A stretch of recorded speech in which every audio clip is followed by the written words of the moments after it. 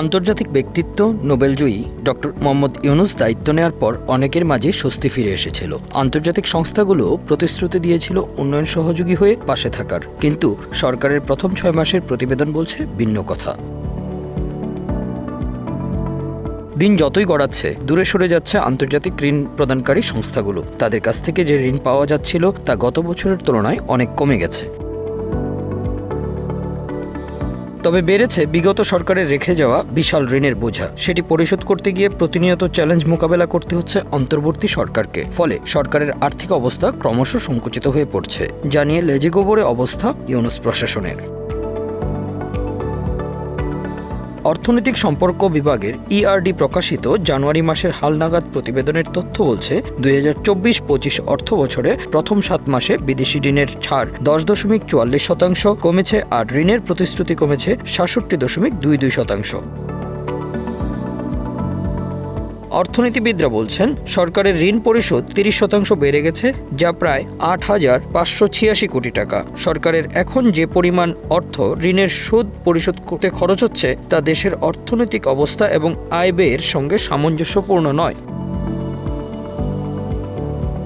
বিশ্বব্যাংক, Asian development bank ADB, Bharat, চীন ও রাশিয়ার মতো দেশের কাছ থেকে পাওয়া ঋণের পরিমাণ কমে যাওয়ার প্রধান কারণ হিসেবে দেশের রাজনৈতিক অস্থিরতা ও প্রশাসনিক জটিলতাকে উল্লেখ করা হয়েছে।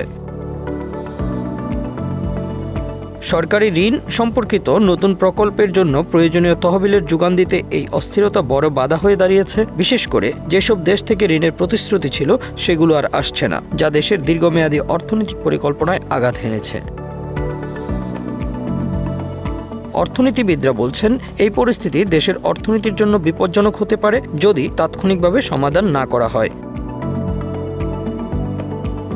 একদিকে ঋণ পরিশোধের চাপ বাড়ছে, অন্যদিকে সরকারের রাজস্ব আহরণের লক্ষ্যমাত্রা পূরণের চলমান ব্যর্থতা রয়েছে। 2023-24 অর্থ বছরের জন্য সরকার 4,99,995 কোটি টাকা রাজস্ব আহরণের লক্ষ্যমাত্রা নির্ধারণ করেছিল, যদিও শেষ পর্যন্ত তা 4,08,500 কোটি টাকা এসে দাঁড়ায়।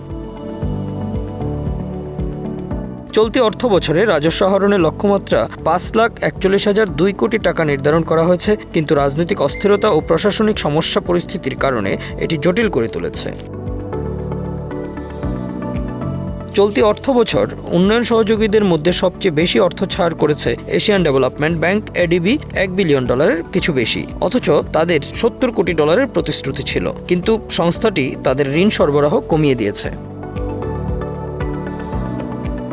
বাংলাদেশের সবচেয়ে বড় উন্নয়ন সহযোগী বিশ্বব্যাংক $94 কোটি বেশি প্রতিশ্রুতি দিয়েছিল, কিন্তু এর বিপরীতে অর্থ ছাড় করেছে $86 কোটি কিছু বেশি। তাছাড়া বড় দেশগুলো যেমন ভারত, চীন এবং রাশিয়া ঋণ দিতে আগ্রহী নয়, যার ফলে সরকারের জন্য উন্নয়ন প্রকল্পে পর্যাপ্ত অর্থর সংকট তৈরি হয়েছে। বিশেষজ্ঞরা মনে করেন, সরকারি ঋণের পরিমাণ ও তার সুদ পরিশোধের চাপ যত বাড়বে, ততই সরকারের জন্য বাজেটের তহবিল পুনর্বণ্টন করা কঠিন হয়ে পড়বে। বিশেষজ্ঞরা বলছেন, পরিস্থিতি বাংলাদেশকে দীর্ঘমেয়াদী সংকটের দিকে নিয়ে যাচ্ছে। ঋণ পরিশোধ করতে গিয়ে নতুন উন্নয়ন প্রকল্প পিছিয়ে যাচ্ছে। ইআরডির তথ্য অনুযায়ী চলতি বছরের প্রথম 7 মাসে $393.88 কোটি ঋণ ছাড় হয়েছে, যা গত বছরের একই সময়ে ছিল $439.84 কোটি। এই ঋণ ছাড়ে 10.44% হ্রাস পাওয়া বাংলাদেশের অর্থনীতির জন্য একটি সতর্কতা সংকেত। Bangla affairs news desk.